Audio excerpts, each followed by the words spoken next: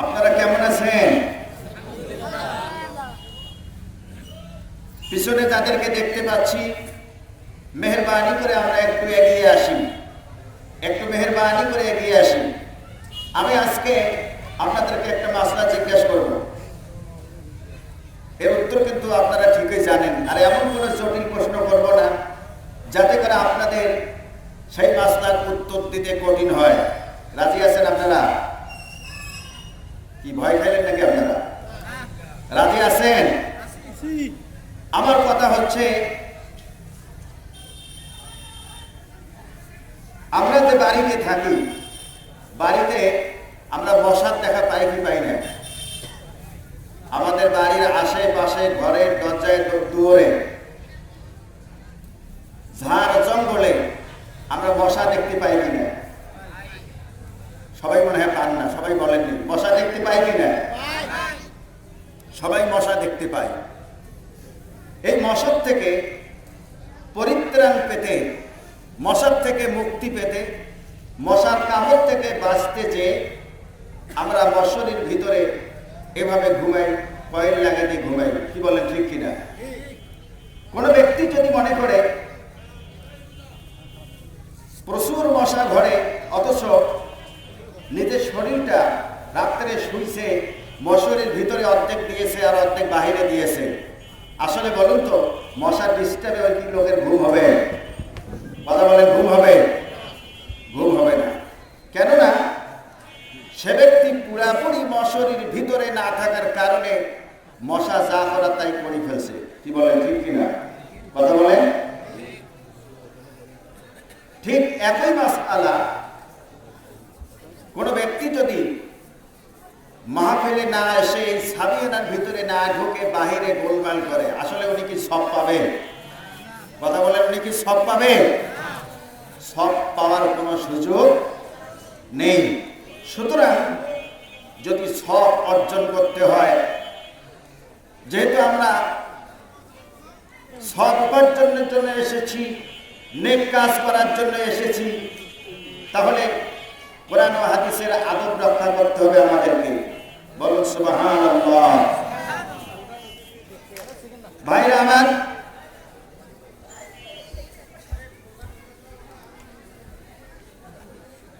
আমার একটি কথা স্মরণ হয়ে গেল, বলতেই হয়। ইসলামকে, দিন ইসলামকে কিছু সংখ্যক লোক ব্যক্তিগত স্বার্থে ব্যবহার করতে চায়। কথা বলেন, ঠিক কিনা? তা আমরা বাংলাদেশি মানুষ, 56,000 বর্গ মাইলের দেশ এটি, 1,47,500 বর্গ কিলোমিটারের দেশ, 574 বর্গ কিলোমিটারের দেশ। আমাদের এই দেশটার নাম কি বলেন তো দেখি? একটু জোরে বলেন, আমাদের দেশটার নাম কি? বাংলাদেশ। এই দেশটাতে আমরা মুসলিম সংখ্যাগরিষ্ঠ। এ দেশটাতে মুসলিম সহ অন্য অন্য জাতি, তারাও কিন্তু আমাদের সাথে বসবাস করছেন। কথা বলেন, ঠিক কিনা? তা আমাদের সাথে তারা যে বসবাস করছেন, লক্ষ্য করে দেখবেন। তা আমার একটা কথা স্মরণ হয়ে গেল, হিন্দু ভাইয়ের ছেলে একটি 8-10 বছরের বাচ্চা,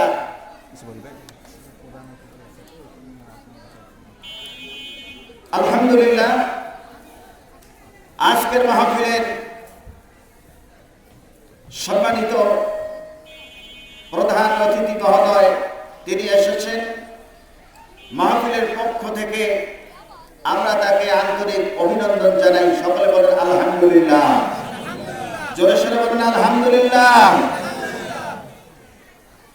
মহোদয়কে আসন গ্রহণ করার জন্য সবিনয় বিনীত অনুরোধ জ্ঞাপন করছি। সম্মানিত উপস্থিতি,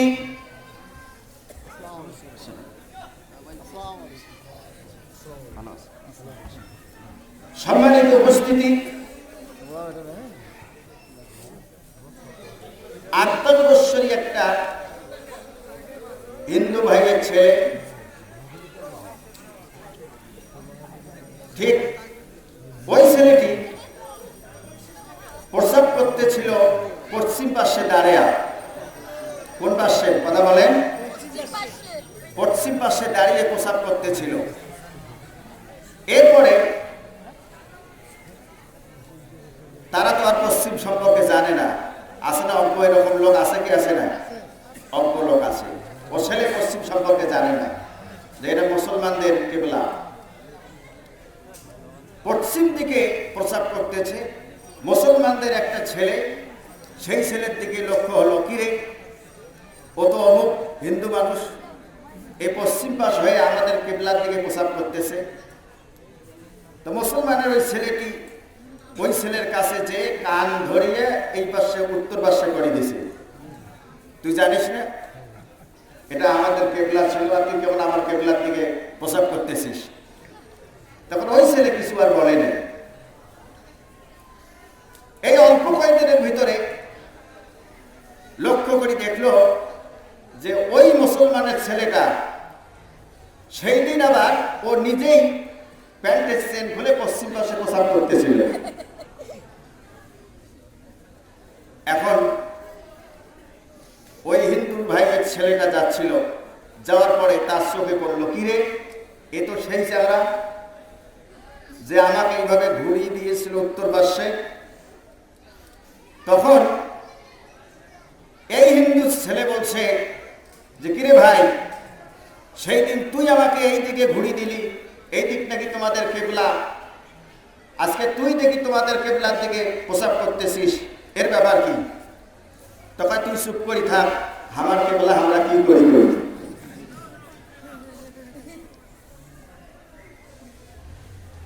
এরকম সুযোগধারী কিছু মুসলমান আছে, কথা বলেন আছে কি আছে না?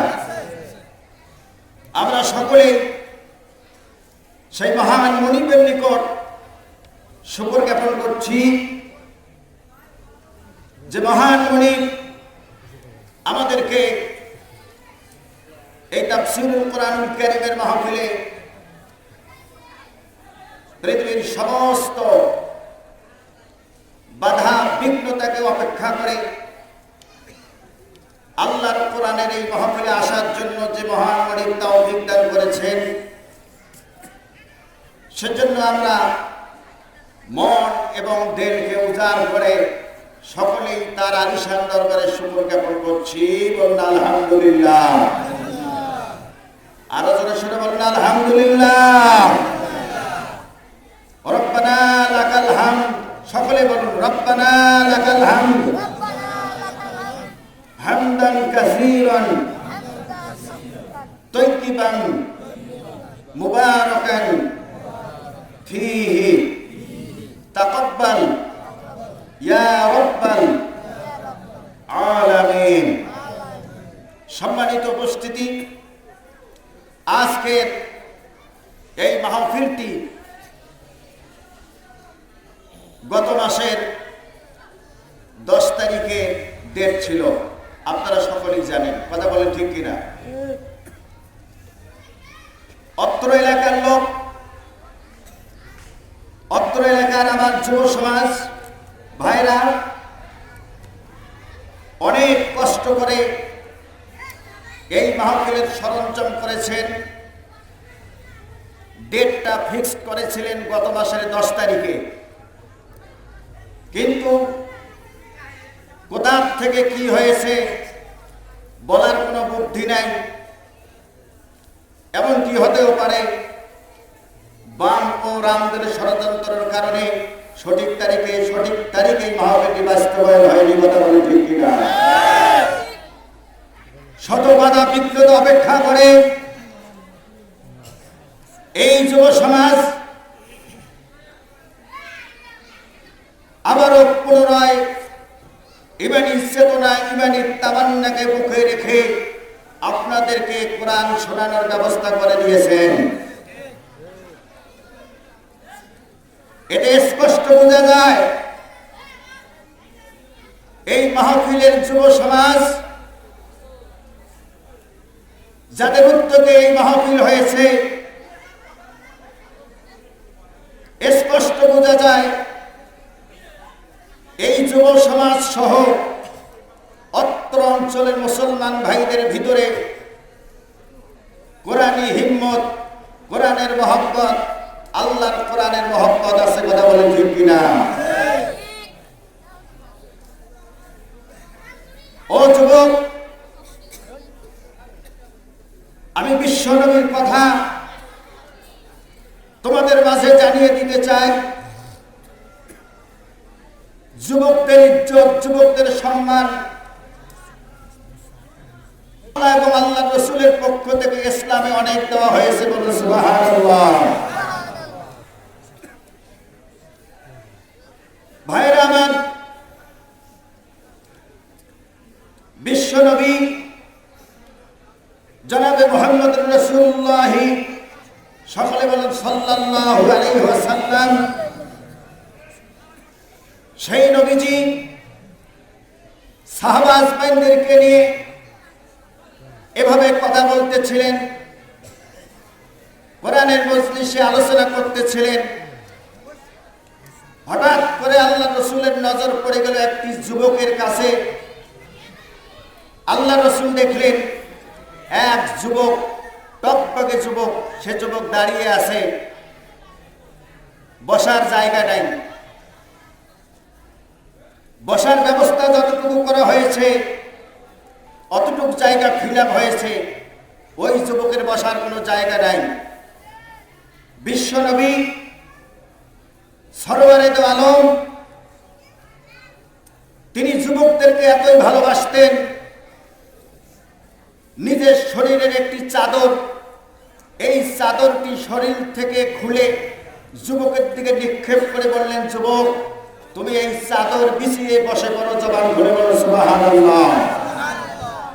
সাহাবা আজমাইন আল্লাহর রাসূলের এই আদর্শ দেখে খুশি হয়ে গেলেন এবং সেই সাথে চিন্তিত হতে লাগলেন যে একজন যুবকের জন্য বিশ্ব নবী তিনি তার গায়ের চাদর খুলে তাকে বসার ব্যবস্থা করে দিলেন। বলুন সুবহানাল্লাহ। আল্লাহর নবী জনাবে মুহাম্মদ রাসূলুল্লাহ সাল্লাল্লাহু আলাইহি ওয়াসাল্লাম তিনি উপস্থিত সাহাবাদেরকে বললেন, ও সাহাবা আমার, জেনে রাখো, এই টকটকে যুবকদের কারণে ইসলাম বিকশিত হয়েছে।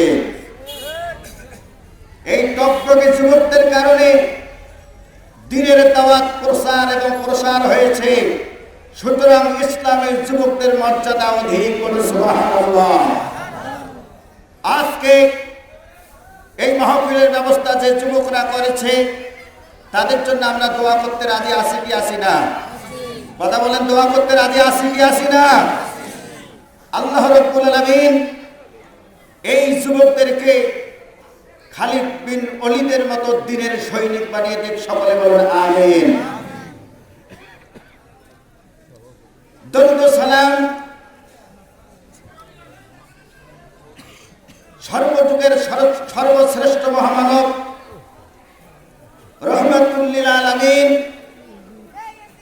মদিনার সকল রাষ্ট্রপতি জনাবে মুহাম্মদুর রাসূলুল্লাহ, জবান খুলে বলেন সাল্লাল্লাহু আলাইহি ওয়াসাল্লাম, সেই নবীজির প্রতি দরুদ শরীফ আদায়ের লক্ষ্যে মন দিলকে উজাড় করে আমরা আরেকবার সেই নবীজির প্রতি দরুদ শরীফ আদায় করছি।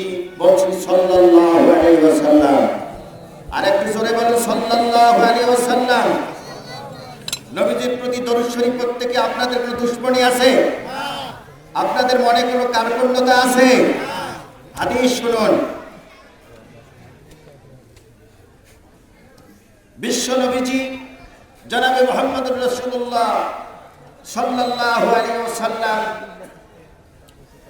দাওয়াতি কাজ বাহিরে করেছেন, করার পরে ঘরে প্রবেশ করবেন। দাওয়াতি কাজ বাহিরে করেছেন, দাওয়াতি কাজ করার পরে তিনি তার নিজের ঘরে প্রবেশ করবেন। এমন তো অবস্থায় নবীজির স্ত্রী হযরত আম্মাতুল আয়েশা সিদ্দিকা রাদিয়াল্লাহু তাআলা আনহা হুজুরের দিকে তাকাইলেন।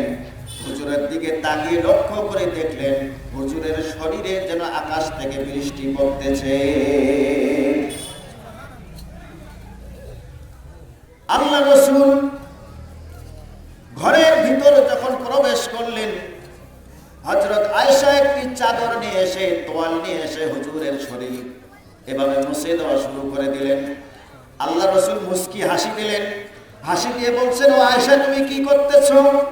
হযরত আয়েশা বলছেন, ইয়া রাসূলুল্লাহ ইয়া হাবিবাল্লাহ, আমি লক্ষ্য করলাম আপনি যখন আমার ঘরে তাশরীফ নিতে এসেছিলেন, লক্ষ্য করে দেখলাম আকাশ থেকে অগণিত বৃষ্টির ফোঁটা আপনার শরীরে বর্ষণ হচ্ছে।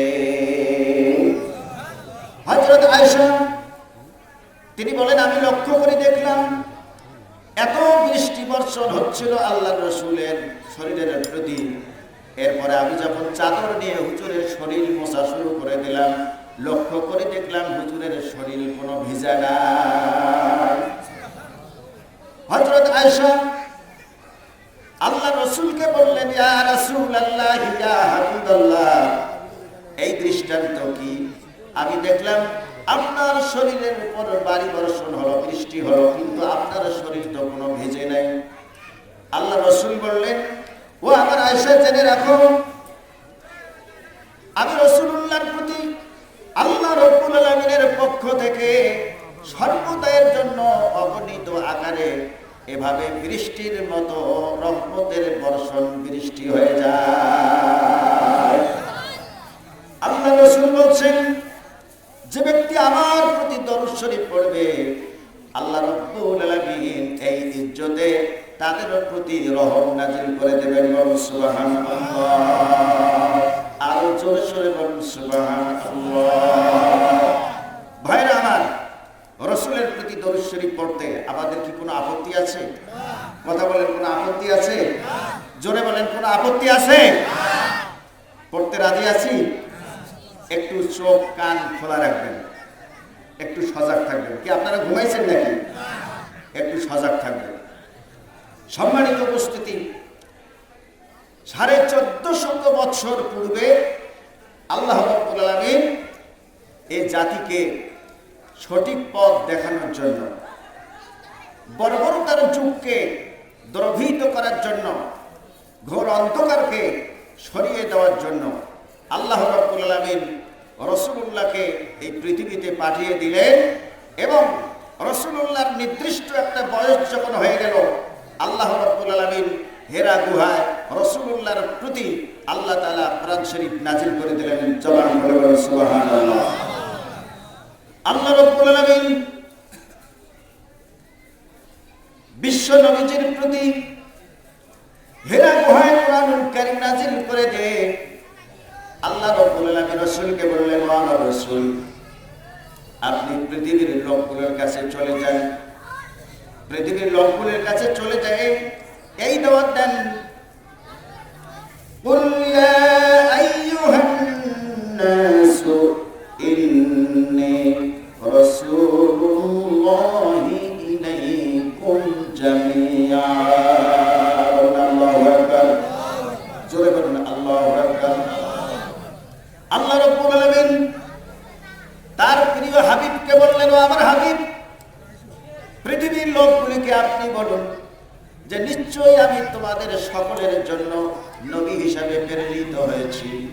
আল্লাহ রাব্বুল আলামিন বলছেন, ওয়ামা আরসালনাকা ইল্লা রাহমাতাল লিল আলামিন। জোরে বলুন আল্লাহু আকবার। নবীজিকে আল্লাহ রাব্বুল আলামিন দায়িত্ব দিলেন, ও নবীজি, এখন লোকগুলিকে আপনি তাওহীদের দাওয়াত দিন। কিসের দাওয়াত? তাওহীদের দাওয়াত দিন, আল্লাহর একত্ববাদের দাওয়াত দিন। এই পৃথিবীতে হযরত আদম আলাইহিস সালাম থেকে শুরু করে আখিরি জামানার পয়গম্বর পর্যন্ত আল্লাহ রাব্বুল আলামিন এই মাঝখানে যত নবী রাসূলগণকে পাঠিয়ে দিয়েছিলেন, সমস্ত নবী রাসূলদের দিন ছিল আল ইসলাম। কি ছিল দিনের নাম? ইসলাম। কি ছিল? জোরে বলেন। জীবন বিধানের নাম ছিল ইসলাম। সমস্ত নবী রাসূলদের প্রতি আল্লাহ রাব্বুল আলামিনের দায়িত্ব ছিল, ও আমার পয়গম্বরগণ, তোমাদের প্রতি আমার দায়িত্ব, তোমরা জাতির কাছে যে আমি এক আল্লাহর তাওহীদের বাণী পৌঁছায় দাও। সুবহানাল্লাহ।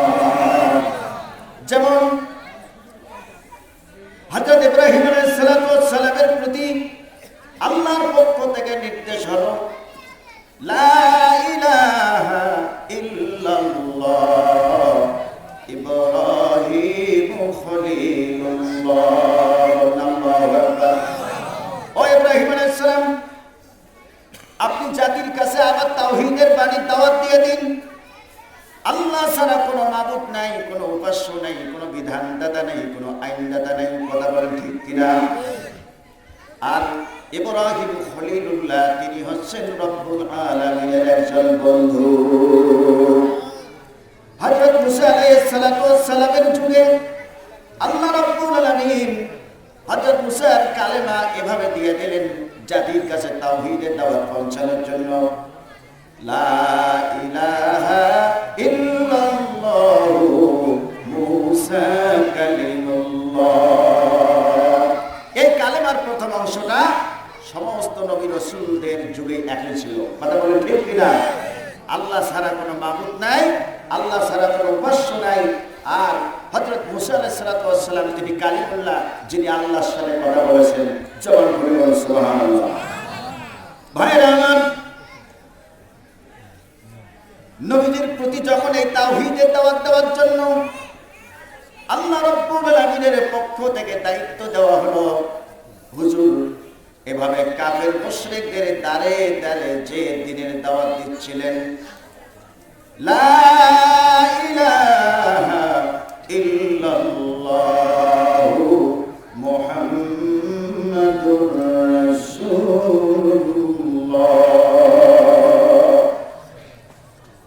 আল্লাহ রাব্বুল আলামিন তার প্রিয় হাবিবকে বললেন, ও আমার হাবিব, আপনি এই কালেমার দাওয়াত দিন, তাওহীদের দাওয়াত দিন। হুজুর যখন এই দাওয়াত দেওয়া শুরু করে দিল, অল্প কয়েকজন দাওয়াত গ্রহণ করছে। সব থেকে মক্কার মধ্যে এই তাওহীদের বাধাগ্রস্ত হয়ে দাঁড়ালো আবু জেহেল, উকবা, সাইবা এবং হযরত উমর, যখন তিনি দিন গ্রহণ করেন নাই। আল্লাহর রাসূল আল্লাহ রাব্বুল আলামিনের দরবারে মক্কার প্রভাবশালী দুজন নেতা ছিল তৎকালীন। এই দুজন নেতার জন্য দোয়া করলেন। কয়জন নেতার জন্য? কথা বলেন। দুইজন নেতার জন্য। নেতা যদি কাছে থাকে কথা বলার সুযোগ ভালো হবে কি হবে না? কথা বলেন। অভিভাবক যদি থাকে তাহলে আওলাদের উপকার আছে কি আছে না? কথা বলেন। নেতা যদি কোরআনের পক্ষে থাকে, জাতি কোরআনের দাওয়াত দেওয়া জাতির জন্য সহজ হবে না কঠিন হবে? নেতা যদি কোরআনের বিপক্ষে যায়, জাতির জন্য কোরআনের দাওয়াত প্রসার করা কষ্ট হবে না সহজ হবে? কষ্ট হবে। ভাইরা আমার, আল্লাহর রাসূল মক্কার সব থেকে পাওয়ারফুল দুজন ব্যক্তি তৎকালীন, একজন হচ্ছেন হযরত ওমর আর একজন হচ্ছেন আবু জেহেল ইবনে হিশাম। এই দুজনের জন্য হেরার গিলাফ ধরে আল্লাহ রাব্বুল আলামিনের দরবারে দোয়া করতেছিল, রব্বুল আলামিন এই দুইজনকে দ্বীনের জন্য কবুল আর মঞ্জুর করে নিন। জবান খুলে বলুন সুবহানাল্লাহ। আল্লাহ রাসূল যখন এই দোয়া করলেন, দোয়া করতে করতে এক পর্যায়ে বলে ফেললেন, রব্বুল আলামিন দুজনকে যদি দ্বীনের জন্য কবুল, তারা দুজন মঞ্জুরকৃত না হয়, কবুল না হয়, তাহলে দুজনের পক্ষ থেকে হলো কমপক্ষে একজনকে হলেও দ্বীনের খাদেম বানাইয়া দেন। অল্প কিছুদিন অতিবাহিত হয়ে গেল। আমার এলাকায় আমাকে ডাকা হলো একটা জায়গায় বিবাহ করানোর জন্য। কি করানোর জন্য বলেন তো দেখি? বিবাহ করানোর জন্য। এটা তো ঠান্ডার সিজন ভাই, কি বলেন? এই সময়টা সচরাচর বিবাহ বন্ধন একটু বেশি বেশি হয়, কি বলেন? তো অল্প কিছুদিন হয়ে গেল, আমি এক জায়গায় বিবাহ করার জন্য গিয়েছি, আমাকে ডাকলো। তো যিনি আমাকে আবার ডাকছেন ওনার আপন ভাতিজির বিয়ে, বড় ভাইয়ের মেয়ের বিয়ে। তা এখন উনি আবার চলমান রাজনৈতিকের ওয়ার্ডের নেতা, চলমান সরকারের রাজনৈতিক সেক্টরের ওয়ার্ড নেতা, ওয়ার্ড সভাপতি। তো আলহামদুলিল্লাহ আমাকে ডাকলো, আমি গেলাম। পরে যে জিজ্ঞাসা করলাম বিবাহ কি রেজিস্ট্রি হয়েছে, তা বললো যে না রেজিস্ট্রি হয় নাই, বিয়েটা আমরা আগে পড়াই নেব। তা আমার সন্দেহ, যেহেতু রেজিস্ট্রি হয় নাই, আগে পড়াই নিতে চায়, তাহলে আমাকে আগে জন্ম নিবন্ধনের কার্ডটা দেখতে হবে, যেহেতু গভর্নমেন্টের আইন আছে। কথা বলে ঠিক কিনা? মেয়েদের যেহেতু 18 বছর গভর্নমেন্ট ঘোষণা করছে, তার আগে বয়স পূর্ণ না হওয়ার আগে বিবাহ করা যাবে না, রাষ্ট্রদ্রোহী এবং এটি আইন লঙ্ঘন হয়। তো যাই হোক, আমি বললাম যে মেয়ের জন্ম নিবন্ধনের কার্ড দেন দেখি। পরে কার্ড দেখলাম, কার্ড দেখার পরে মেয়েটির এরকম আরো 2 বছর বাকি আছে, 18 বছর পূর্ণ হয়েছে। বলে তো বিবাহ করা যাবে? বলে যাবে। উনি আবার এরকম বর্তমান চলমান সরকারের ওয়ার্ড সভাপতি। পরে আমাকে বললো হুজুর চিন্তার কারণ নাই, টেনশনের কোনো কারণ নাই। তা আমি বললাম যে ভাই, আমি আলেম মানুষ, আমাকে বেরোজ্জতি করেন না, আমি এগুলো পারবো না, আমি আইনকে শ্রদ্ধা করি, আমি দেশকে ভালোবাসি। কথা বলেন ঠিক কিনা? তা আমাকে বললো যে হুজুর চিন্তার কোনো কারণ নাই, আমি যেহেতু দায়িত্বে আছি, আর আমার আপন ভাস্তির বিয়ে। এই এক কথায় দুই কথায় এই অল্প কিছুক্ষণের মধ্যে ম্যাজিস্ট্রেটের গাড়ি এসে খুলিবাড়ি হাজির, বাড়ি ঘিরে ফেললো। ম্যাজিস্ট্রেট ফোর্স সহ ভিতরে আসলো, আসার পরে বললো যে এখানে নাবালক মেয়ের নাকি বিবাহ হচ্ছে, একে বিবাহ পড়াইলো। তা আমি ওখানে বললাম যে স্যার বিবাহ করা হয়নি, এই যে কাগজ আমার কাছে আছে, দেখি কাগজটা। তা যখনই এই ম্যাজিস্ট্রেট আসছে, আসা মাত্রই যে নেতা আমাকে সাহস দিল, চিন্তার কোনো কারণ নাই, ওই নেতা ম্যাজিস্ট্রেটের গাড়ি দেখিয়ে বেড়া ফাটে হিড়িম করি দৌড়। এখন তো চিন্তিত আমি। ম্যাজিস্ট্রেট বললো যে হুজুর দেখি কাগজ দেন। স্যার এই যে কাগজ, বিবাহ কি আপনি পড়াইছেন? যে না স্যার, আমি বিবাহ পড়াই নাই, 2 বছর শর্ট টাইম। তা বললো যে থ্যাংক ইউ, রাষ্ট্রের আইনকে লঙ্ঘন করা যাবে না। জি স্যার, আমি কখনো ওটা করিও নাই, আর আজকে থেকে আরো শক্ত আর করবেন না। এরপরে ম্যাজিস্ট্রেট ধন্যবাদ জানিয়ে চলে গেল। কিছুক্ষণ পরে ওই নেতা আবার আসি ঘর ঢুকলো। মেজাজ তো আমার ঠিক নাই, ভাই এটা কি আপনি কাজ ঠিক করলেন? আপনার সাহসে আমি আসছি, আপনি আমাকে নিয়ে এসেছেন, সাহস জোগালেন, আপনার বাড়ি, অথচ ম্যাজিস্ট্রেটের গাড়ি থেকে আপনি হিডিম করে পালাইলেন। ভাই হুজুর, এই অবস্থা আপনারাই করেন, জান বাঁচা খরচ। বললাম সাংঘাতিক ব্যাপার তো, আমাদের ওয়াজ আজকে আপনি চালাই দিলেন। সুতরাং আল্লাহর রাসূল দোয়া করলেন 2 জন নেতার জন্য। কয়জন নেতার জন্য? 2 জন নেতার জন্য দোয়া লগ্নে আল্লাহ রাসূল বললেন যে আল্লাহ, কমপক্ষে 2 জনের মধ্য থেকে হলো একজনকে হলেও আপনি দিনের অবিহ সুধা পান করিয়ে দিন। বলো সুবহানাল্লাহ। আল্লাহ রাব্বুল আলামিন জনাবে রাসূলুল্লাহ, জনাবে মুহাম্মদুর রাসূলুল্লাহ সাল্লাল্লাহু আলাইহি ওয়াসাল্লামের দোয়া কবুল আর মঞ্জুর করে নিয়ে নিলেন। আল্লাহ রাব্বুল আলামিন সেই দোয়া মঞ্জুর করে হযরত উমরের কাছে দোয়া পৌঁছে গেল। উমর দিন গ্রহণ করলে রাসূলের হাতে হাত দিয়ে লা ইলাহা ইল্লাল্লাহু মুহাম্মাদুর রাসূলুল্লাহ। হযরত উমর দিন গ্রহণ করার পরে কাবা শরীফে 360টি মূর্তি ছিল। হযরত ওমর বললেন, ইয়া রাসূলুল্লাহ, ইয়া হাবিবাল্লাহ, এই কাবা থেকে 360টি মূর্তি দূর করে দিব, এমন কারো ফ্রেম যদি থাকে ওমরের কাছে এসে মাতব্বরি করুন। সুবহানাল্লাহ। এটি ছিল ঈমানের পাওয়ার। কথা বলেন ঠিক কিনা? এটা ছিল ঈমানের পাওয়ার। আপনারা সকলেই জানেন, দিন যখন প্রসার করার জন্য আল্লাহর রাসূল এভাবে সাহাবা আজমাইনদেরকে দিন শিক্ষা দিচ্ছিলেন। কাফের মুশরিকদের যে কাছে কাছে যে যখন তিনি দাওয়াত দিচ্ছিলেন, আল্লাহ রসুলের প্রতি বিভিন্ন নির্যাতন এসেছিল। উহুদের ময়দানে নিজেদের দান দান শহীদ হয়েছিল। কথা বলেন ঠিক কিনা? কথা বলেন ঠিক কিনা? আল্লাহর মেহেরবানিতে এখন কোনো নির্যাতন নাই। কি বলেন, আছে? এখন কোনো তেমন নির্যাতন নাই। আল্লাহ আমাদেরকে হেফাজত করেছেন। সকলে বলুন আমিন। আরো জোরে সরে বলুন আমিন। যখন ইব্রাহিম আলাইহিস সালাম দ্বীনের দাওয়াত দেওয়ার জন্য, জাতির কাছে দ্বীনের দাওয়াত পৌঁছানোর জন্য চলে গেলেন, ইব্রাহিম আলাইহিস সালামের প্রতি যন্ত্রণা নেমে আসলো, নির্যাতন নেমে আসলো। কথা বলেন ঠিক কিনা? নমরুদ ইব্রাহিম আলাইহিস সালামের প্রতি এমন ভাবে হিংসা বিদ্বেষ শুরু করে দিল, ও ইব্রাহিম, তুমি এরকম তোমাকে ভালো মনে করেছি, কিন্তু তুমি আমাদের এই বাপ দাদার ধর্মকে নষ্ট করে দেওয়ার জন্য ষড়যন্ত্র চালাচ্ছ। এভাবে ইব্রাহিম আলাইহিস সালামের সঙ্গে কথা বলে নমরুদ তৎকালীন সেই রাষ্ট্রের বাদশাহ ছিল।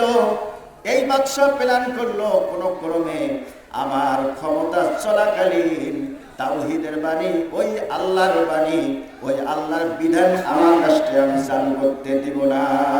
এটি ছিল নমরুদের অঙ্গীকার। কার অঙ্গীকার ছিল? এটা নমরুদের অঙ্গীকার ছিল। নমরুদ এই ভেবে ইব্রাহিম আলাইহিস সালামকে ধ্বংস করার জন্য, আগুনে পুড়ি ফেলার জন্য তাফসিরে এসেছে, খড়ি একটার উপর আরেকটা রাখছে, লাকড়ি আরেকটার উপর আরেকটা রেখেছে, একটার উপর আরেকটা রেখেছে। এইভাবে খড়ি লাকড়ি জমা করতে করতে 27 মাইল পর্যন্ত লাকড়ি উঁচু করে ফেলছে। কত মাইল? জোরে বলেন, জোরে বলেন, কত মাইল? 27 মাইল পর্যন্ত উঁচু করে ফেলছে। উঁচু করে ফেলার পরে হযরত ইব্রাহিম আলাইহিস সালামকে হাত পা বেঁধে সেই জায়গায় তিনি নিক্ষেপ করে দিলেন। হযরত ইব্রাহিম আলাইহিস সালাম সেই নমরুদের জ্বলন্ত অগ্নিকুণ্ডে যখন তাকে নিক্ষেপ করা হলো, হযরত ইব্রাহিম আলাইহিস সালাম আল্লাহ রাব্বুল আলামিনের সাহায্যের জন্য অপেক্ষায় ছিলেন। কথা বলেন ঠিক কিনা? জোরে বলেন ঠিক কিনা? ফেরেশতাগণ আসলেন। ফেরেশতা এসে হযরত ইব্রাহিম আলাইহিস সালামকে বললেন, ও আল্লাহর পয়গম্বর, আপনি যদি চান তাহলে আমরা আপনাকে সহযোগিতা করব। আমাদের এত বড় বড় পাখা আছে, ডানা আছে, নমরুদের এই অগ্নিকুণ্ডকে আমরা আমাদের পাখা দিয়ে তছনছ করে দিতে পারবো। হযরত ইব্রাহিম আলাইহিস সালাম বললেন, ও আল্লাহর ফেরেশতা, জেনে রাখো, আমি তোমাদের কাছে সাহায্য চাই না, তোমাদের কাছে কোনো সহযোগিতা চাই না। কেননা আমি ওই এমন রব্বুল আলামিনের ইবাদত করি যিনি সর্বদায়ের জন্য তার কুদরতি নজর ইব্রাহিমের প্রতি রয়েছে। ওয়াকালু হাসবুনাল্লাহু ওয়া নি'মাল ওয়াকিল। ইব্রাহিম আলাইহিস সালাম বললেন, আমার আল্লাহ আমার জন্য যথেষ্ট, আমার আল্লাহ আমার অভিভাবক, আমার আল্লাহ আমার জন্য আমাকে এই জ্বলন্ত অগ্নিকুণ্ড থেকে পরিত্রাণ দেওয়ার জন্য যথেষ্ট। সুবহানাল্লাহ। এমনি ভাবে আল্লাহ রাব্বুল আলামিন হযরত ইব্রাহিম আলাইহিস সালামের প্রতি সন্তুষ্ট হয়ে গেলেন, খুশি হয়ে গেলেন। খুশি হয়েছে আল্লাহ রাব্বুল আলামিন আগুনের প্রতি নির্দেশ করলেন, কুল্না ইয়া নারু কুনি বারদান ওয়া সালামান আলা ইব্রাহিম। হে আগুন, আল্লাহর পক্ষ থেকে তোমার প্রতি নির্দেশ করা হলো, তোমার প্রতি নির্দেশ এসেছে, তুমি ইব্রাহিম আলাইহিস সালামের জন্য শান্তিদায়ক হয়ে যাও। সুবহানাল্লাহ। বারদান ওয়া সালামান আলা ইব্রাহিম। তুমি এমন বরফ হও, ওই বরফ দিয়ে যেন ইব্রাহিম আলাইহিস সালাম শান্তি পায়। সুবহানাল্লাহ। ভাইরা, ওই যুগ থেকে শুরু করে লক্ষ্য করে দেখছেন, ফেরাউন যখন নোংরামি করলো, ইব্রাহিম আলাইহিস সালামের সাথে যখন সেই নমরুদ নোংরামি করলো, আল্লাহ রাব্বুল আলামিন সেই নমরুদকে ধ্বংস করতে বড় বড় কোনো শস্ত্রের কোনো সেনাবাহিনী ব্যবহার করেন নাই। কথা বলেন ঠিক কিনা? আল্লাহ রাব্বুল আলামিন সেই নমরুদকে ধ্বংস করার জন্য সেনাবাহিনী ব্যবহার করেন নাই, কোনো বড় ধরনের বাহিনী ব্যবহার করেন নাই। আল্লাহ রাব্বুল আলামিন তিনি ল্যাংড়া মশা দিয়ে ইব্রাহিম আলাইহিস সালামের দুশমন নমরুদকে চির বিদায় করে দিয়েছিল। কথা বলেন ঠিক কিনা? এটার থেকে জেনে নেওয়া উচিত, আজও যদি কেউ কোরআনের বিরুদ্ধে, আলেম ওলামাদের বিরুদ্ধে, আল্লাহ রসুলের বিরুদ্ধে, মুসলমানদের বিরুদ্ধে ষড়যন্ত্র করে, আল্লাহর পক্ষ থেকে একই আযাব তাদের প্রতি আসবে। কথা বলেন ঠিক কিনা? ভাইরা আমার, বিশ্ব নবীজি জনাবে মুহাম্মদুর রাসূলুল্লাহ সাল্লাল্লাহু আলাইহি ওয়াসাল্লাম সম্পর্কে আল্লাহ রাব্বুল আলামিন তিনি বলেছেন, ওয়া ইন্নাকা লাআলা খুলুকিন আযীম। আশাতে বলেন, ওয়া ইন্নাকা লাআলা খুলুকিন আযীম। আল্লাহু আকবার। ও বিশ্বের লোকেরা জেনে রাখো, আমার নবীজি সকল চরিত্রের মধ্যে তিনি চরিত্রের প্রতীক, তিনি আদর্শের প্রতীক। লক্ষ্য করে দেখবেন রাসূলুল্লাহ সাল্লাল্লাহু আলাইহি ওয়াসাল্লামের মক্কি জীবন থেকে মাদানী জীবন পর্যন্ত আল্লাহ রসুলের হাতে হাত দিয়ে যারা দিন গ্রহণ করেছেন, আল্লাহ রসুল জোরপূর্বক কাউকে ইসলামে ঢোকেন নাই। কথা বলেন ঠিক কিনা? আল্লাহ রসুল তিনি কাউকে জবরদস্তি করেননি, কাউকে জোর জুলুম চাপের মুখে ফেলে ইসলাম গ্রহণ করেন নাই।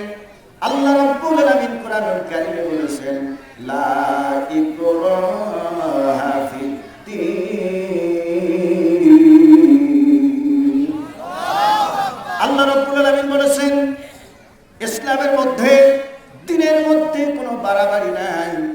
এই জন্য আল্লাহ রাব্বুল আলামিন রাসূলের প্রতি নির্দেশ দিলেন, ফাযাক্কির ইন্নামা আনতা মুযাক্কির লাস্তা আলাইহিম বিমুসাইতির। আল্লাহু আকবার। ও আমার হাবিব, পৃথিবীর লোকগুলির উদ্দেশ্য করে আপনি ফাযাক্কির, আপনি উপদেশ দান করুন। ইন্নামা আনতা মুযাক্কির, কেননা আপনি তো উপদেশকারী। লাস্তা আলাইহিম বিমুসাইতির, আর আপনাকে আমি দারোগা হিসাবে, আপনাকে আমি এইভাবে অস্ত্রধারী হিসাবে পৃথিবীতে আপনাকে আমি পাঠাই নাই। আল্লাহ রাব্বুল আলামিন হযরত মুসা আলাইহিস সালামকে যখন নবুয়তি দান করেছেন, ফিরআউনের কাছে যেতে আল্লাহর নির্দেশ হলো, ইযহাব ইলা ফিরআউন ইন্নাহু তাগা। ও মুসা, ফেরাউনের কাছে যে দিনের দাওয়াত পৌঁছায়া দেন, কেননা ফেরাউন ছিল সেই সরকার নেতা। কথা বলেন ঠিক কিনা? ফেরাউনের কাছে যে কথা বলবেন কিভাবে, আল্লাহ রাব্বুল আলামিন মুসা আলাইহিস সালামকে শিক্ষা দিলেন, ওয়াকুলু লাহু কওলান লাইয়িনা। আল্লাহু আকবার। আল্লাহ রাব্বুল আলামিন হযরত মুসা আলাইহিস সালামের প্রতি এভাবে কথা বললেন যে, মুসা, ফেরাউনের কাছে যে নরম নরম ভাষায় যায় তুমি কথা বলো। তাহলে প্রত্যেকটি যুগে নবী রাসূলদের চরিত্র ছিল নরম স্বভাবের। কথা বলেন ঠিক কিনা? ভাইরা আমার, আল্লাহ রাব্বুল আলামিন আল্লাহ রাসূল সম্পর্কে তিনি কোরআনুল কারীমে বলেছেন, লাকাদ কানা লাকুম ফি রাসূলিল্লাহি উসওয়াতুন হাসানাতুন। আল্লাহু আকবার। নিশ্চয় আমার রাসূলের প্রতি, আমার রাসূলের নিকট উত্তম চরিত্র, উত্তম আখলাক রয়েছে। বলুন সুবহানাল্লাহ। ভাইরা আমার, বাইহাকি শরীফের লেখক, বাইহাকি শরীফের লেখক তিনি তার বাইহাকি শরীফে বর্ণনা করেছেন, প্রখ্যাত সাহাবা হযরত আলী মুরতুজা রাদিয়াল্লাহু তাআলা আনহু থেকে বর্ণিত। হযরত আলী মুরতুজা রাদিয়াল্লাহু তাআলা আনহু থেকে বর্ণিত, আল্লাহর রাসূল এক ইহুদির কাছে ঋণী হলেন কোনো কারণে হয়তোবা। এরপরে আল্লাহ রসুলের কাছ থেকে ওই ইহুদি ব্যক্তি পাওনা চাইল আল্লাহ রসুলের কাছ থেকে, যে মোহাম্মদ কতদিন হয়ে গেল আমার কাছ থেকে যে তুমি ঋণ নিয়েছো, এই ঋণটা আমাকে এখন তুমি পরিশোধ করে দাও। আল্লাহ রসুল বললেন, ও আল্লাহর বান্দা, জেনে রাখো এই মুহূর্তে আমার কাছে এমন কোনো নাই যে তোমার ঋণ পরিশোধ করে আমি দিয়ে দিব। তখন উক্ত ব্যক্তি বললেন, যদি পরিশোধ করতে না পারেন এই জায়গায় তোমাকে দাঁড়িয়ে থাকতে হবে। আল্লাহ রসুলকে যখন এই কথা বলল, আল্লাহ রসুল বললেন, ঠিক আছে, তোমার কথা অনুযায়ী তাই হবে, আমি এই জায়গায় দাঁড়িয়ে থাকবো। ভাইরা আমার, এভাবে জোহরের ওয়াক্ত হয়ে গেল। আল্লাহ রসুল ওই ইহুদির কাছে নিকটে জোহরের সালাত আদায় করলেন। বলুন সুবহানাল্লাহ। আসরের টাইম হয়ে গেল, আসরের টাইম হয়ে গেল। ওই ইহুদির কাছে আল্লাহর রাসূল আসরের নামাজ আদায় করলেন। মাগরিবের টাইম হয়ে গেল। মাগরিবের টাইম হয়ে যাওয়ার পরে তিনি মাগরিবের সালাতও সেখানে আদায় করলেন। এরপরে ইশার সালাতের ওয়াক্ত হয়ে গেল। ইশার সালাত হুজুর ওই জায়গায় দাঁড়িয়ে রইলেন। ইশার সালাত অতিক্রম হওয়ার পরে আল্লাহর রাসূল ওই জায়গায় দাঁড়িয়েছিলেন। দাঁড়িয়ে থাকার পরে এমনকি ইমাম শাফি রহমাতুল্লাহ আলাইহি বলেন যে আল্লাহর রাসূল পরের দিন ফজর পর্যন্ত ওই ইহুদির নিকট দাঁড়িয়েছিলেন। বলুন সুবহানাল্লাহ। সাহাবা আজমাইনদের কাছে এই দৃষ্টান্ত চলে গেল। ইয়া রাসূলুল্লাহ, ইয়া হাবিবাল্লাহ, এই ইহুদির কাছে আপনি এইভাবে আপনি জিম্মায় দাঁড়িয়ে রইলেন এতক্ষণ পর্যন্ত। ইয়া রাসূলুল্লাহ, আমাদের শরীরের রক্ত টকবক শুরু করে দিয়েছে, আমরা কোনো ক্রমে এটি সহ্য করতে পারবো না। আল্লাহ রাসূল বললেন, আমার সাহাবারা জেনে রাখো, যেহেতু সে আমার কাছে পাওনা পায়, তাহলে আমাকে ধৈর্য ধারণ করতে হবে। একটু ধৈর্য ধারণ করো। এরপরে পরের দিন ফজরের ওয়াক্ত হয়ে গেল। আল্লাহ রসুল ফজরের সালাত ওই ইহুদির নিকট ফজরের সালাত আদায় করলেন। আদায় করার পরে ইহুদি জবান থেকে প্রকাশ পেল, মুহাম্মদ সাল্লাল্লাহু আলাইহি ওয়াসাল্লাম, আমি তাওরাতের একজন পণ্ডিত, আমি তাওরাত গবেষণা করছি, ইনজিল গবেষণা করছি। তাওরাত এবং ইনজিলে পেয়েছি যিনি আখিরি জামানার নবী হবেন, সব থেকে তার ধৈর্য এবং তিনি ধৈর্যের একজন প্রতীক, আদর্শ নেতা হবেন। ইহুদি বলল, ইয়া রাসূলুল্লাহ, ইয়া হাবিবাল্লাহ, পৃথিবীর কোন মানুষকে যদি 1 ঘন্টা আমি দাঁড়িয়ে রাখতাম, আমি যতই তার কাছে টাকা পাই আমার নাক ফাটাই ফেলতো। কথা বলে ঠিক কিনা? কি বলে ঠিক কিনা? আমার কাছে টাকা পাঁচ দেখে তুই সবসময় চাবি, চামড়া গোটাবো তোর বাপের। আছে না কি? এরকম লোক আছে কি? আছে না? আছে কি? আছে না? ওই ইহুদি বলল, ইয়া রাসূলুল্লাহ, ইয়া হাবিবাল্লাহ, এই দৃষ্টান্ত যদি অন্য কারো কাছে যদি আমার হয়ে যেত, আমার জীবন থাকতো না, তার মাধ্যমে আমি দুনিয়ার থেকে বিদায় হয়ে যেতাম। আল্লাহ রসুল, আমি তাওরাত এবং ইনজিলের একজন পণ্ডিত অর্জন করেছি। ইয়া রাসূলুল্লাহ, আপনি যে আল্লাহর রসুল এতে কোনো সন্দেহ নাই। আপনার হাতে আমার হাত লাগে দিয়ে ওই ইহুদি হুজুরের হাতে হাত দিয়ে দ্বীনের অমিয় কালেমা দান তেলাওয়াত করলেন, লা ইলাহা ইল্লাল্লাহু মুহাম্মাদুর রাসূলুল্লাহ।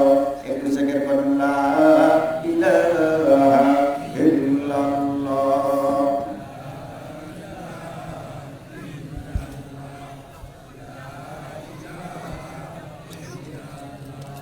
লা ইলাহা ইল্লাল্লাহ, লা ইলাহা ইল্লাল্লাহ, লা ইলাহা ইল্লাল্লাহ।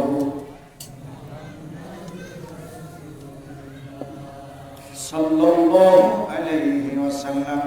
ভাইরা আমার, সাহাবা আজমাইনগণ আল্লাহর রাসূলের এত আনুগত্য ছিলেন, আল্লাহর রাসূলকে এত ভালোবেসেছেন। পৃথিবীতে এরকম সমস্ত লোকদেরকে, মোমেনদেরকে যদি এক পাল্লায়, বর্তমানকার মোমেনদেরকে এক পাল্লায় দেওয়া হয়, এক পাল্লায় দিলে সমস্ত ভালোবাসা রসুলের জন্য এই ভালোবাসাগুলো যদি একত্রিত করা যায়, আর একজন নবীর সাহাবার ভালোবাসা যদি একত্রিত করা যায়, অপর পাল্লায় তুলে দেওয়া হয়, হাজারো মুমিনের থাকে একজন সাহাবার ভালোবাসা নবীর প্রতি হাজার হাজার গুণ বেশি হবে।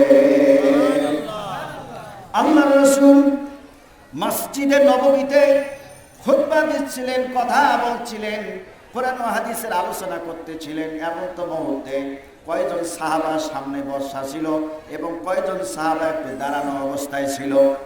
আল্লাহর রাসূল দাঁড়ানো সাহাবাদের লক্ষ্য করে বললেন, ও আমার দাঁড়ানো সাহাবারা, তোমরা বসে পড়ো।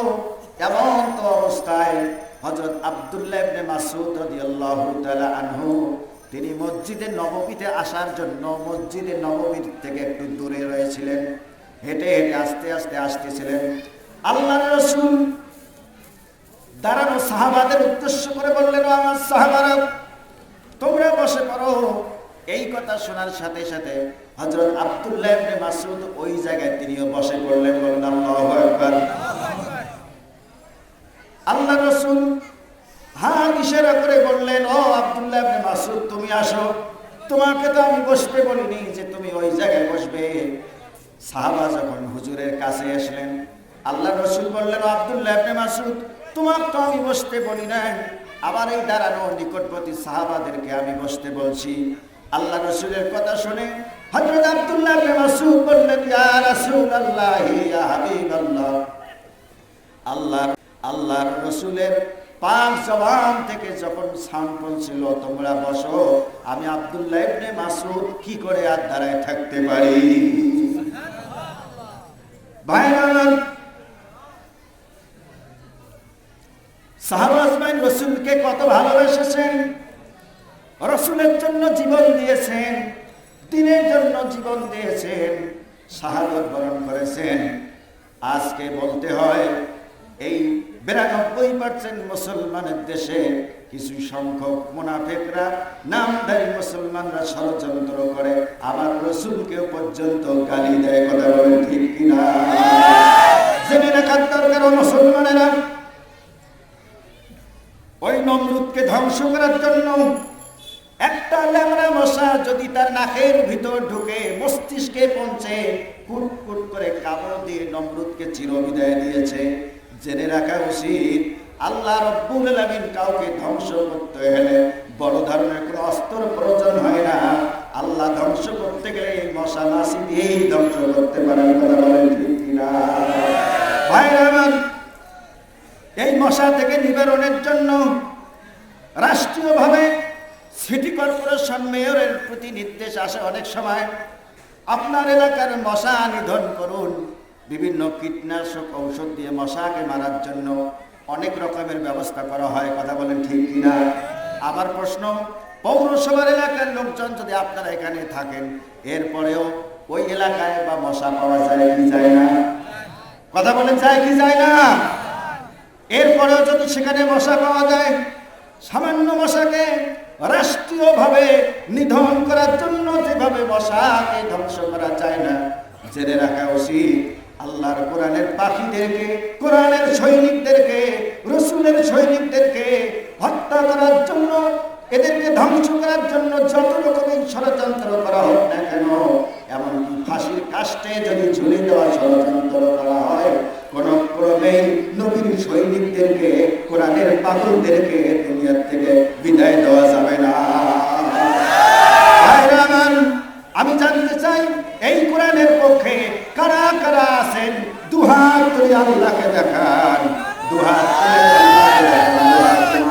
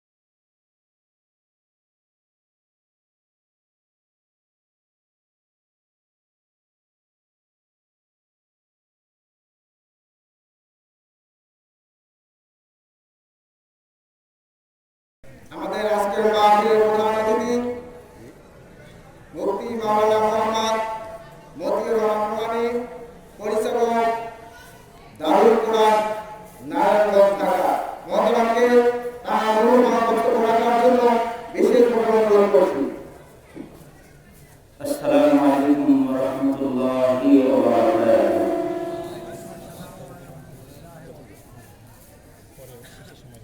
শুরুতে আমি যারা বাইরে ঘোরাফেরা করছেন, রাস্তায় খুব হট্টগোল হচ্ছে, আমি বিনীত অনুরোধ করছি প্যান্ডেলের ভিতরে এসে বসে পড়ুন। মামুনের উদ্দেশ্যে বলছি, আপনাদের ওখানে জায়গা সংকট, আপনারা একটু চেপে চেপে বসুন, ঠান্ডা দিন, যাতে অসুবিধা হওয়ার কথা নয়। ভাই, আমরা অল্প কিছুক্ষণ আলোচনা করে মোনাজাত দিয়ে এখান থেকে বিদায় নেব। আপনারা জানেন প্রেক্ষাপটের কারণে প্রোগ্রামটা একবার আয়োজন হয়েছিল কিন্তু কমপ্লিট হয়নি, আবারও হচ্ছে। আজকে মোনাজাত দিয়ে আল্লাহ তাআলা আমাদের এখান থেকে বিদায় নেওয়ার তৌফিক দান করেন, বলুন আমিন। চিৎকার করে বলেন আমিন।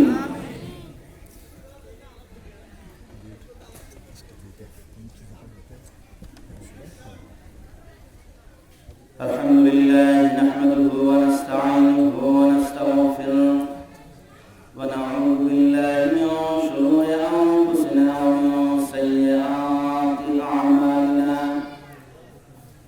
মান ইয়াহদিহিল্লাহু ফালা মুদিল্লা লাহু ওয়া মান يضلل فلا هادي له وأشهد أن لا إله إلا الله وحده لا شريك له وأشهد أن محمدا عبده ورسوله الذي أرسله بالحق بشيرا ونذيرا وداعيا إلى الله بإذنه وسراجا منيرا.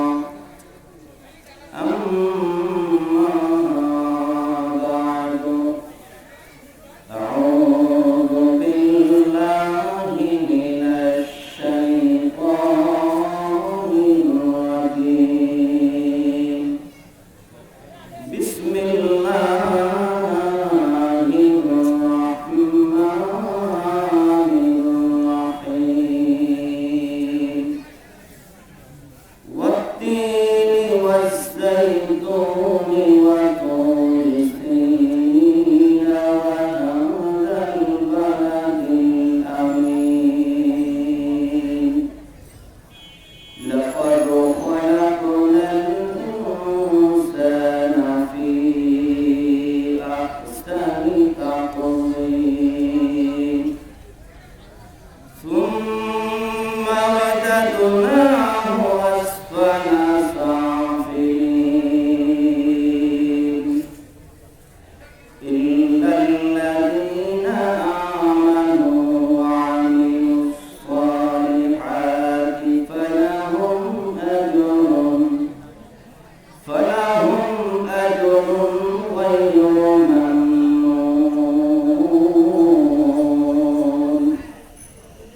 فما يكذبك بعد بالدين؟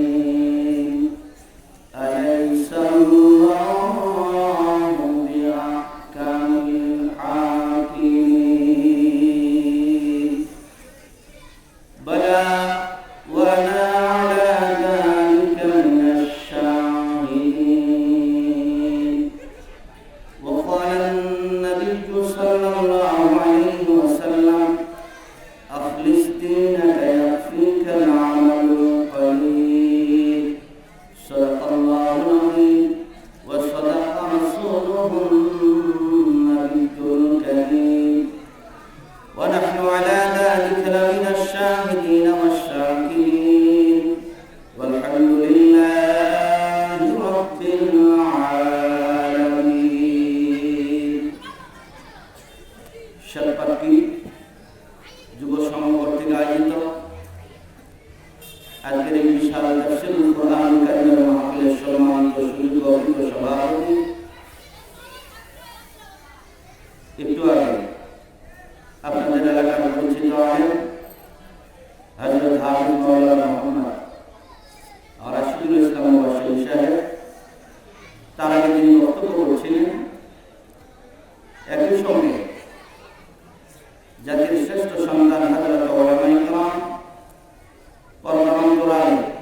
সতী সাধী সর্বাবলা সর্বগুণে গুণান্বিত আমার মা ও বোনেরা, আবার সর্বপ্রথম সেই মহিয়ান গরিয়ান সর্বশক্তিমান আল্লাহ রাব্বুল আলামিনের দরবারে শুকরিয়া আদায় করছি, যিনি আমাদের দুনিয়ার সমস্ত ঝামেলা থেকে মুক্ত করে রাতের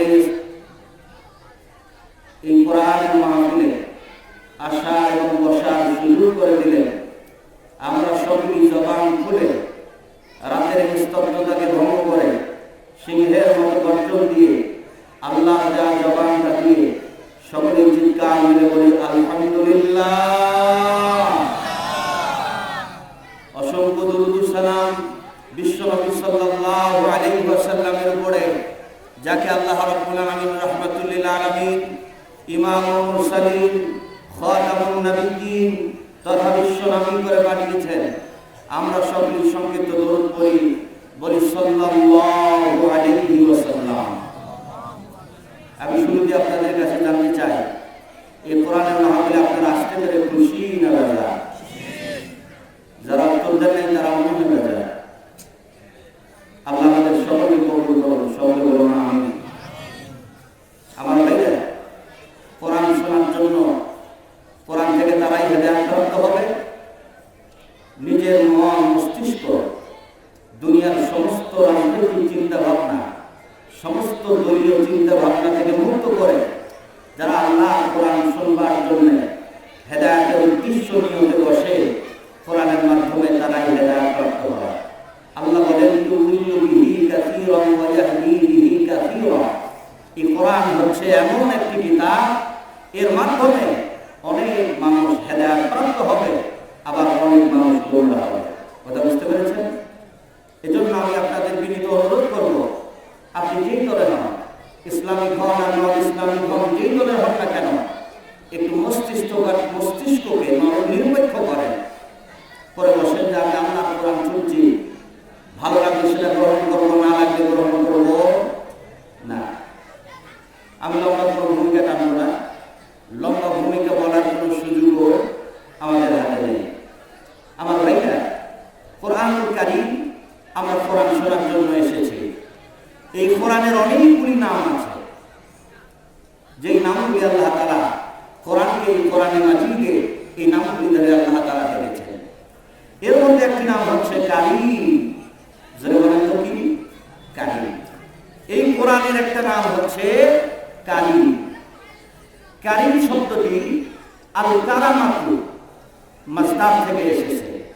কারামাতু মানে আমরা বুঝি না, অনেক সময় বলি না কারামা, বলিতে কারামা, ভিন্ন অর্থে ব্যবহার হয়েছে। আল কারামাতু শব্দ থেকে কারীম শব্দটি এসেছে। কারীম শব্দের অর্থ হচ্ছে মহামান্বিত, সম্মানিত। এই কোরআন হচ্ছে সম্মানিত কিতাব।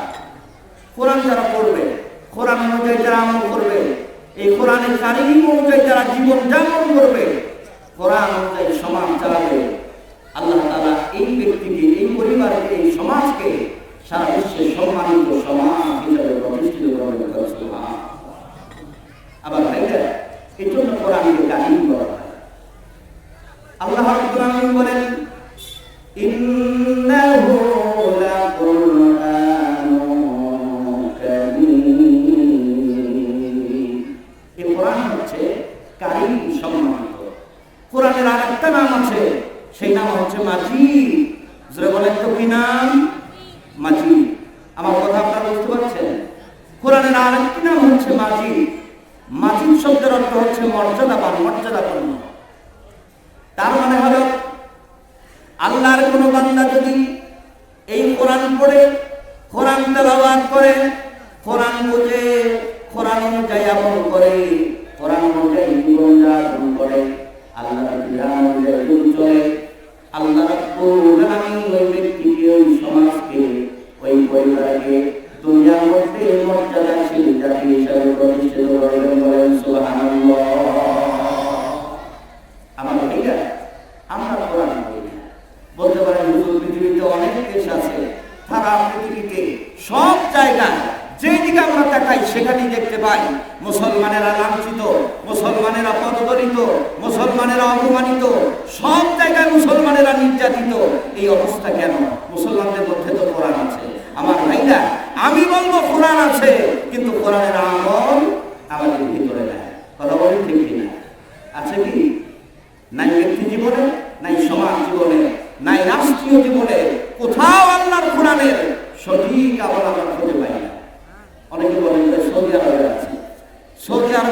কোরআনের আইন আছে, এই কথা সত্য, আমরা এটা প্রশংসা করি। কিন্তু একইভাবে আমরা যা দেখতে পাচ্ছি বর্তমানে সৌদি আরব যা করছে, সৌদি আরবের দোষ, মক্কা মদিনার দোষ নয়। যারা শাসক এদের দোষ, যারা এখানে শাসক তারা যা করছেন আমার ভাইরা সব সঠিক করছেন, এই কথা এখন আর বলা যাবে না। আল্লাহর নবী বলেছেন মুহাম্মাদুর রাসূলুল্লাহ ওয়াল্লাযীনা মা'আহু আশিদ্দাউ আলাল কুফফার। আল্লাহ বলছেন মুহাম্মদ রাসূলুল্লাহ এবং তার সঙ্গে যারা ছিলেন, তারা ছিলেন বলেন তো সাহাবায়ে কেরাম। মুহাম্মদ রাসূলুল্লাহ এবং সাহাবায়ে কেরামদের একটা গুণাগুণ হচ্ছে, তাদের একটা গুণ ছিল তারা মুসলমান পরস্পর মহব্বত বিনয়ী ছিলেন, তাদের ভালোবাসা ছিল।